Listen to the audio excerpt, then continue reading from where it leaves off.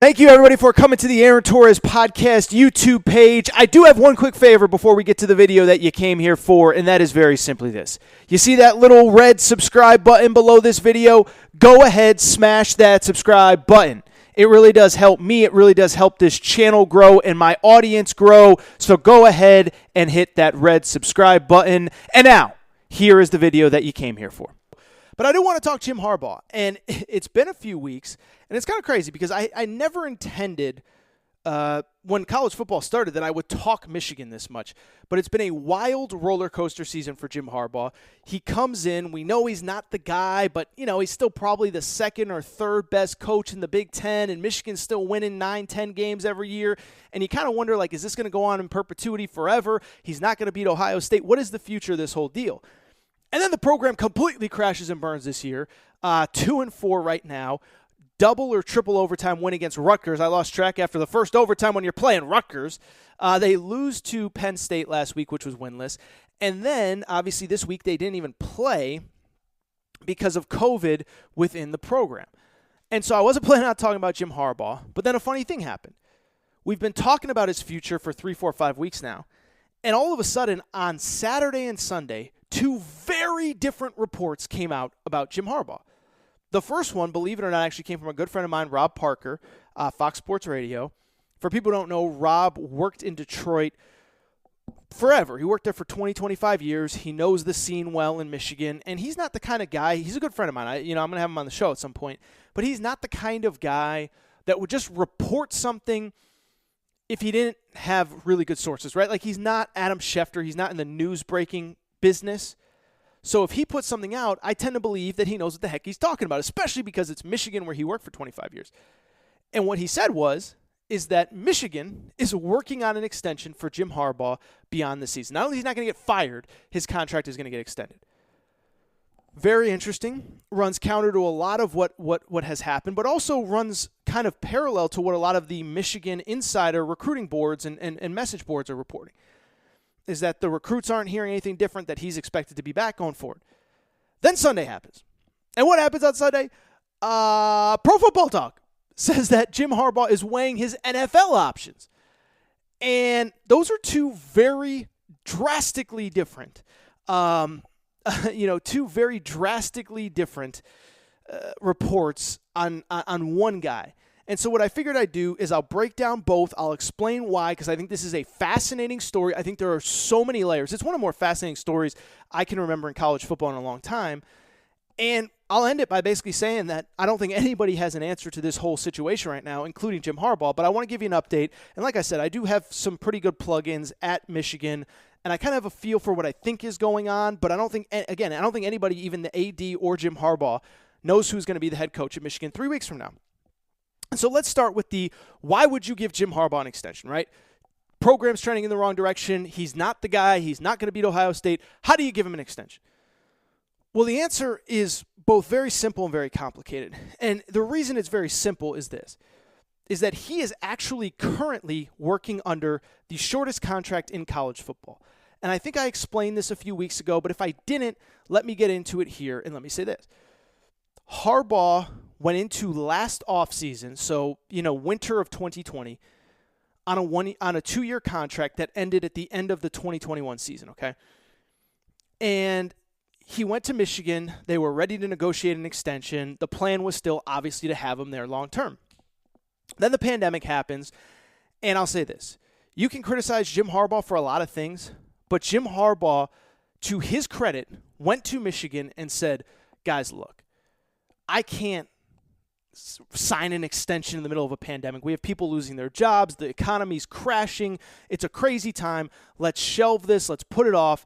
There's no way that we can announce an extension in a pandemic and be happy about it. It's just a bad look PR-wise, and so let's shelve it. And it was actually a good move by Jim Harbaugh. It was actually a respectable move by Jim Harbaugh. But then a weird thing happened. The team stunk a lot. Really bad. And so it has put Michigan in this precarious situation where you're in a weird situation where you can't really, you don't really want to extend Harbaugh because you know he's not the answer. But if you don't, it basically makes it impossible to bring him back for 2021. Because if you don't extend him, it's impossible to recruit. How can you convince any of these guys in the class of 2021 who are about to sign scholarships, letters of intent in the coming weeks, how can you convince them at all to come to Michigan? How can you recruit for 2022 when your coach is out a one-year contract? You can't do it. And so in a lot of ways, that's why it makes sense for Harbaugh to go to the NFL now. He's currently on a one-year contract. It's not getting better. It's probably not going to get better. There's really no reason to think it's going to get better. And he's still a relatively young guy. He's 56 years old.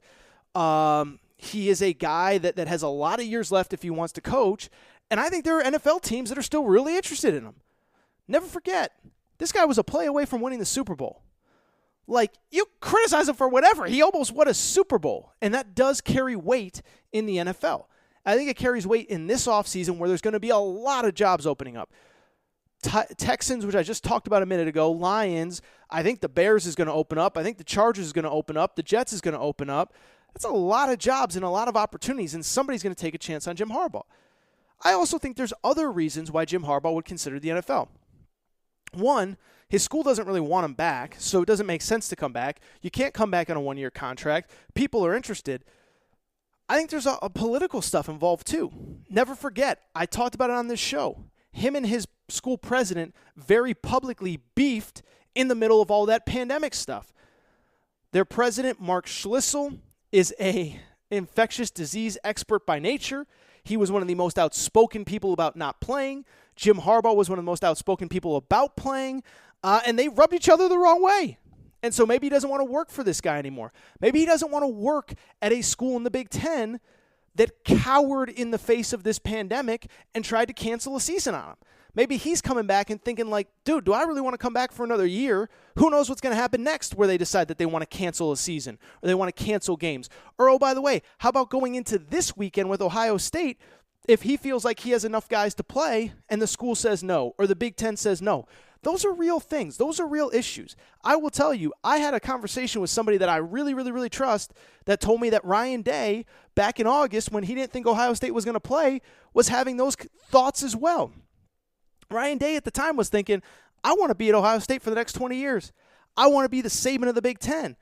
But if they're not going to let me play, I'm not going to stay here. And so because of that, I think these are all real issues. I think you go to the NFL, you work for one guy, there's not boosters, there's not alums, you don't have to recruit, you work for one guy or girl, that's the owner, you please him or her, you make them happy, you have a good career, and Jim Harbaugh's had success in the NFL. So that's why Harbaugh would consider the NFL, and it makes total sense, right? Here is why I think the extension is a real possibility. First of all, again, you can criticize Harbaugh for a lot of things. He doesn't want to go out this way, man. He's a Michigan man. He's an alum. He was part of a glory era of Michigan football. And I think in his heart of hearts, he still believes that he can get Michigan back to where it needs to be. Now, can he? I don't know. I don't think so. I haven't seen anything that makes me feel like he can. That's part of it. I think it also makes sense from the school's perspective. The school, you have to understand, this new signing period changes everything. The school, Michigan currently has a top 10 rated recruiting class, including, oh, by the way, a 5-star quarterback, the second-ranked quarterback in the country, committed to sign with Michigan. If you extend Harbaugh now, that class stays in place. And maybe it doesn't beat Ohio State, maybe it does, but it's a lot of talent that would go in a million different directions if you force Harbaugh out right now. And then finally, what I would say, this is what I heard from my sources at Michigan.